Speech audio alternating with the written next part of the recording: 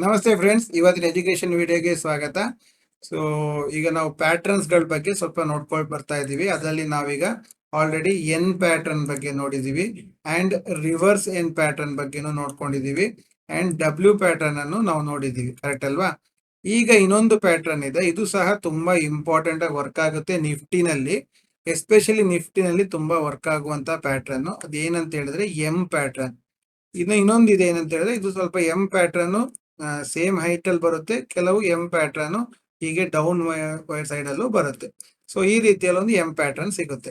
So ಆ M pattern ಅನ್ನು ನೋಡೋಣ. ಇದು ಫಾರ್ ಸೆಲ್ಲಿಂಗ್ ಯೂಸ್ ಆಗುವಂತದ್ದು, ಅಂದ್ರೆ ಮಾರ್ಕೆಟ್ ಫಾಲ್ ಆಗ್ಬೇಕಾದ್ರೆ ಇದು ಎಂ ಪ್ಯಾಟರ್ನ್ ಅನ್ನ ಮಾಡಿಕೊಂಡು ಫಾಲ್ ಆಗುತ್ತೆ. ಓಕೆನಾ?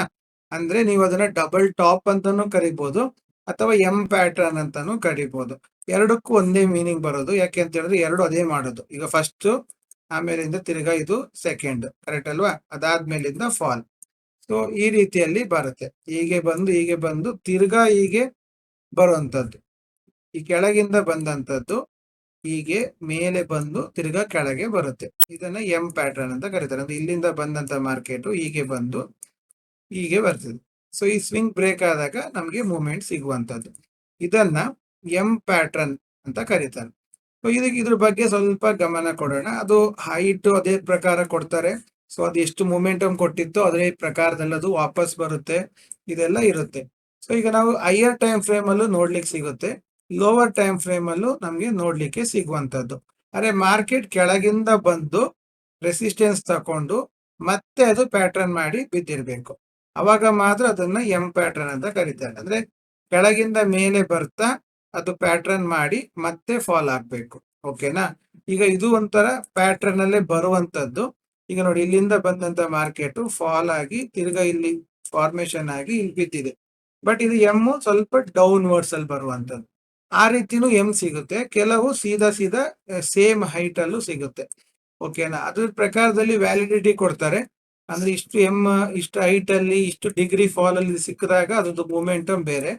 ಅದೇ ತರ ನಿಮಗೆ ಎಂ ಪ್ಯಾಟರ್ನ್ ಕೆಲವು ಸಲಿ ಸೇಮ್ ಹೈಟ್ ಅಲ್ಲಿ ಇದ್ದಾಗ ಮೂಮೆಂಟಮ್ ಬೇರೆ. ಈ ರೀತಿಯೆಲ್ಲ ಡಿಫ್ರೆನ್ಸಿಯೇಷನ್ ಇದೆ. ಲೈಕ್ ಇಲ್ಲಿ ನೋಡಿ, ಇದು ಗ್ರೋ ಆಯ್ತು, ಫಾಲ್ ಆಯ್ತು, ತಿರ್ಗಾ ಗ್ರೋ ಆಯ್ತು, ಮತ್ತೆ ಅದು ಫಾಲ್ ಆಯ್ತು. ಅಂದ್ರೆ ಇದು ಸಹ ಒಂದ್ ಲೆಕ್ಕದಲ್ಲಿ ಎಂ. ಈ ಸ್ವಿಂಗ್ ಬ್ರೇಕ್ ಆದ ಮೇಲೆ ಒಳ್ಳೆ ಮೂಮೆಂಟಮ್ ಬಂದಿದೆ. ಕರೆಕ್ಟ್ ಅಲ್ವಾ? ಸೊ ಅದೇ ತರ ಸ್ವಲ್ಪ ಬ್ಯಾಕ್ ಟೆಸ್ಟಿಂಗ್ ಮಾಡ್ತಾ ಬರೋಣ. ಬ್ಯಾಕ್ ಟೆಸ್ಟಿಂಗ್ ಅಲ್ಲಿ ನಮ್ಗೆ ಎಂ ಎಲ್ಲಾರ ಸಿಗುತ್ತಾ ಅನ್ನೋದನ್ನ ಅಬ್ಸರ್ವ್ ಮಾಡೋಣ. ನೋಡಿ, ಇಲ್ಲಿ ಇದು ಗ್ರೋ, ಇದು ಫಾಲ್, ತಿರ್ಗಾ ಗ್ರೋ ಅಂಡ್ ಫಾಲ್. ಇದು ಸ್ವಿಂಗ್ ಬ್ರೇಕ್ ಆದಾಗ ಒಳ್ಳೆ ಫಾಲ್ ಸಿಕ್ಕಿದೆ. ಸೊ ಈ ಪ್ಯಾಟ್ರನ್ ಅಲ್ಲಿ ನಮ್ಗೆ ಫಾಲ್ ಸಿಕ್ಕಿದಾಗ ನಾವು ಒಂದು ಎಕ್ಸ್ಪೆಕ್ಟೇಷನ್ ಮಾಡಬಹುದು. ಸೊ ಎಕ್ಸ್ಪೆಕ್ಟೇಷನ್ ಮಾಡೋದಕ್ಕಿಂತ ಹೆಚ್ಚಾಗಿ ಏನಂತ ಹೇಳಿದ್ರೆ, ಅದು ಒಳ್ಳೆ ಟೈಮ್ ಫ್ರೇಮ್ ಅಲ್ಲಿ ಬಂದಿರಬೇಕು. ನೋಡಿ, ಇಲ್ಲಿ grow, fall, grow and fall. ಈ ಸ್ವಿಂಗ್ ಬ್ರೇಕ್ ಆಗಿದೆ. ಬ್ರೇಕ್ ಆದ್ಮೇಲೆ ಫಾಲ್. ಕರೆಕ್ಟ್ ಅಲ್ವಾ? ಸೊ ಅದೇ ತರ ಹುಡುಕ್ತಾ ಬನ್ನಿ, ನಿಮ್ಗೆ ಸಿಗುತ್ತೆ. ಬ್ಯಾಕ್ ಟೆಸ್ಟಿಂಗ್ ಅಲ್ಲಿ ಮಾಡ್ತಾ ಬರ್ಬೇಕಾದ್ರೆ ನಿಮ್ಗೆ ಸುಮಾರು ಸಿಗುತ್ತೆ. ನಾವು ಅದನ್ನ ಅಬ್ಸರ್ವ್ ಮಾಡಿರೋದಿಲ್ಲ. ನಾವೇನ್ ಮಾಡಿರ್ತೀವಿ, ನಾವು ನಮ್ದೇ ಒಂದು ಲೋಕದಲ್ಲಿ ಇರ್ತೀವಿ.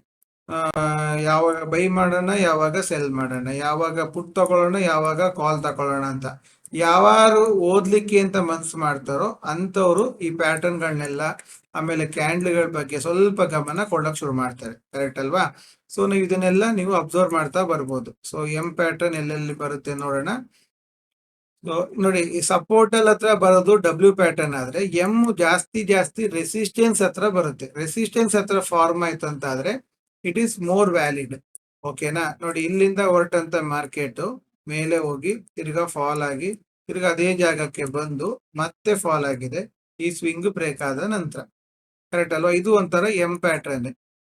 ಆದ್ರೆ ಒಂದು ಕ್ಲಾರಿಟಿ ಡಿಗ್ರಿ ಕಮ್ಮಿ ಇದೆ. ಓಕೆನಾ? ಸೊ ಅದು ಡಿಗ್ರಿ ಪ್ರಕಾರ ನೋಡ್ಕೊಂಡು ಬರ್ಬೇಕು. ಎಂ ಪ್ಯಾಟರ್ನ್ ಗೆ ನೋಡೋಣ ಬೇರೆ ಎಲ್ಲಿ ಒಳ್ಳೆ ಎಂ ಸಿಗುತ್ತೆ ಅಂತ.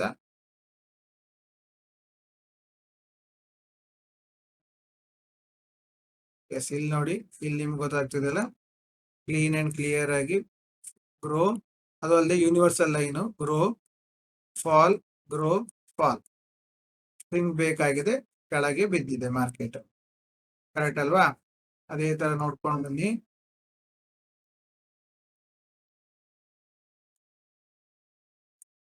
ಇದೆಲ್ಲ ಎನ್ ಪ್ಯಾಟರ್ನ್ ಅನ್ನಕ್ಕಿಂತ ಟ್ರೆಂಡ್ ಡೌನ್ ಅಂತ ಮಾಡ್ಬೋದು. ಎಂ ಪ್ಯಾಟರ್ನ್ ಕರೆಕ್ಟ್ ಆಗಿ ಸಿಗ್ಬೇಕು. ಎಂ ಪ್ಯಾಟರ್ನ್ ಸಿಕ್ಕಿದಾಗ ಅದು ನಮ್ಗೆ ಕರೆಕ್ಟ್ ಕ್ಲಿಯರ್ ಆಗಿ ಹೇಳುತ್ತೆ. ಸ್ವಿಂಗ್ ಬ್ರೇಕ್ ಆದಾಗ ನಮ್ಗೆ ಒಳ್ಳೆ ಮೊಮೆಂಟಮ್ ಸಿಗುವಂತದ್ದು. ಇದೆಲ್ಲ ಟ್ರೆಂಡಿಂಗ್ ಡೇಸ್ ನಲ್ಲಿ ಜಾಸ್ತಿ ಇಲ್ಲ ನೋಡಿ. ಇಲ್ಲಿಂದ ಗ್ರೋ ಆಯ್ತು, ಫಾಲ್ ಆಯ್ತು, ತಿರ್ಗಾ ಗ್ರೋ ಆಯ್ತು, ಅಂಡ್ ಇದೇ ಲೈನ್ ಇಂದಾನೆ ಈಗ ತಗೊಂಬೋದು, ಫಾಲ್ ಆಯ್ತು. ಈ ಸ್ವಿಂಗ್ ಬ್ರೇಕ್ ಆದ್ಮೇಲಿಂದ ಫಾಲ್ ಆಗಿದೆ. ಕರೆಕ್ಟ್ ಅಲ್ವಾ? ನೀವು ಬ್ಯಾಕ್ ಟೆಸ್ಟ್ ಮಾಡಿ. ಬ್ಯಾಕ್ ಟೆಸ್ಟ್ ಮಾಡಿದಾಗ ನಿಮಗೆ ಆ ಪ್ಯಾಟರ್ನ್ ಗಳು ಕ್ಲಿಯರ್ ಆಗಿ ಕಾಣಿಸ್ಲಿಕ್ಕೆ ಶುರು ಆಗುತ್ತೆ. ಸೊ ಇದೆ, ತುಂಬಾ ಇದೆ ನೋಡಿ. ಇದು universal line, sorry invisible candle, grow, fall, again grow, ಮತ್ತೆ ಫಾಲ್. ಕರೆಕ್ಟ್ ಅಲ್ವಾ? ಸೊ ನಾವಲ್ಲಿ ಅಬ್ಸರ್ವ್ ಮಾಡಬೇಕು ಎಲ್ಲೆಲ್ಲಿ ಬರ್ತಾ ಇದೆ, ಏನಾಗ್ತಾ ಇದೆ. ಸೊ ನಾವು ತುಂಬಾ ಹಳೇದವರೆಗೆ ಹೋಗಲ್ಲ, ನೀವು ಮಾಡಿ. ಅಂಡ್ 5 ನಿಮಿಷದಲ್ಲಿ ತುಂಬಾ ಸಿಗುತ್ತೆ. 5 ನಿಮಿಷ ಕ್ಯಾಂಡಲ್ ಅಲ್ಲಿ ನಾವು ತುಂಬಾ ನೋಡ್ಬೋದು. ಎಂ ಪ್ಯಾಟ್ರನ್, ಎನ್ ಪ್ಯಾಟ್ರನ್, ಎಲ್ಲ ಪ್ಯಾಟರ್ನ್ಸ್ ಗಳನ್ನ ನಾವು 5 ನಿಮಿಷ ಟೈಮ್ ಫ್ರೇಮ್ ಅಲ್ಲಿ ತುಂಬಾ ನೋಡ್ಲಿಕ್ಕೆ ಬರುತ್ತೆ. ಓಕೆನಾ? ಸೊ ಅಬ್ಸರ್ವ್ ಮಾಡಿದಾಗ ಸಿಕ್ಕೇ ಸಿಗುತ್ತೆ, ಎಲ್ಲೂ ಇದಾಗೋದಿಲ್ಲ, ಮಿಸ್ ಆಗೋದಿಲ್ಲ. ಟಾಪ್ ಅಲ್ಲಿ ರೆಸಿಸ್ಟೆನ್ಸ್ ಹತ್ರ ಬಂದಿರುತ್ತೆ ನೋಡಿ. Grow, fall, grow and down ನೋಡಿ. ಇದು grow, fall, grow, fall.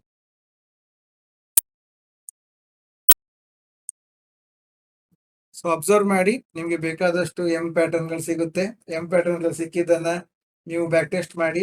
So ಇದ್ರ ಬಗ್ಗೆ ನಿಮ್ಗೆ ಹೇಗೆ ಅನಿಸ್ತು ಅಂತ ನಿಮ್ಮ ಒಪಿನಿಯನ್ ತಿಳಿಸಿ, ಲೈಕ್ ಮಾಡಿ, ಸಬ್ಸ್ಕ್ರೈಬ್ ಮಾಡಿ ಅಂತ ಹೇಳ್ತಾ ಇವತ್ತಿನ ವಿಡಿಯೋ ಕಂಪ್ಲೀಟ್ ಮಾಡ್ತಾ ಇದ್ದೀನಿ friends. Thank you very much.